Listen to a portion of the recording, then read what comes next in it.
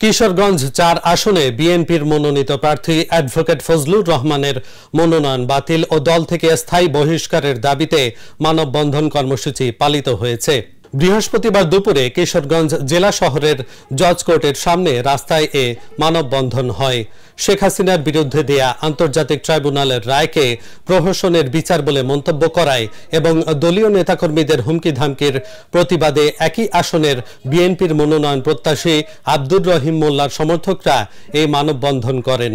এ সময় বিএনপির প্রার্থী আব্দুর রহিম মোল্লা অভিযোগ করেন, ফজলুর রহমান বিএনপি ও জিয়াউর রহমানের আদর্শে বিশ্বাস করেন না।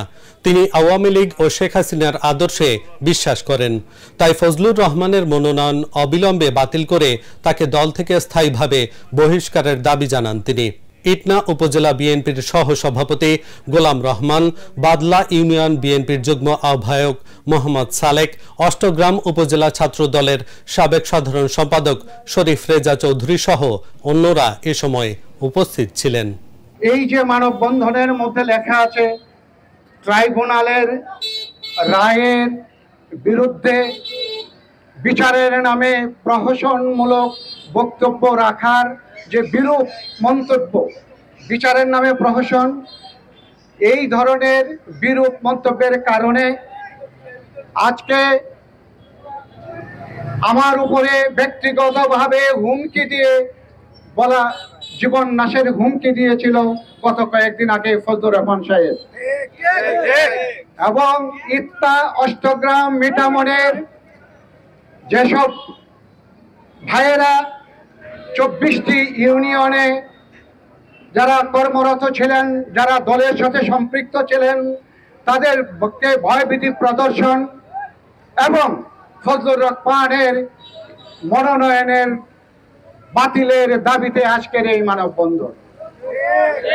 ভাইয়েরা আমার, আমি আগে একদিন বলেছিলাম যে তার অন্তরে শহীদ প্রেসিডেন্ট জিয়াউর রহমানের কোনো আদর্শ স্থান পায় নাই, স্থান পেয়েছে স্বৈরাচারী হাসিনার আদর্শ এবং তার সার্বিক লালন পালনের বিষয়গুলো। আমি এই জন্য বলেছিলাম যে উনি যখন দেশনেত্রী বেগম খালেদা জিয়া এক কাপড়ে ক্যান্টনমেন্ট থেকে বের করে দেওয়া হয়েছিল, তখন কিন্তু তাকে পাওয়া যায় নাই, তাকে একটি কথা বলতেও পাওয়া যায় নাই। যখন শহীদ প্রেসিডেন্ট জিয়া, বীর মুক্তিযোদ্ধা শহীদ প্রেসিডেন্ট জিয়াউর রহমানের বীরোত্তম খেতাব কেড়ে নেওয়া হয়েছিল, তখন কিন্তু তিনি উত্তর একটি কথাও বলেন নাই।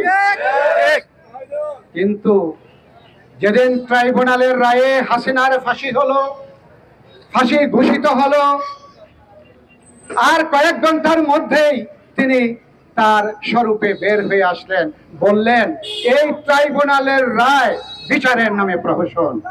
আমরা ধিক্কার জানাই এইসব বিএনপি নামধারী আওয়ামী লীগের প্রত্যেকদের বিরুদ্ধে, যারা শেখ হাসিনার বক্তব্যের ফাঁসির বিষয়টিকে মেনে নিতে পারছেন না, বলছেন বিএনপি বা যেই ক্ষমতায় আসো এই ফাঁসি থাকবে না, এই রায় থাকবে না। উনি বলেছেন এই আদালত, এই বিচারালয়, এই প্রসিকিউটর, এই সব পদ্ধতি কোন সঠিক পদ্ধতি নয়।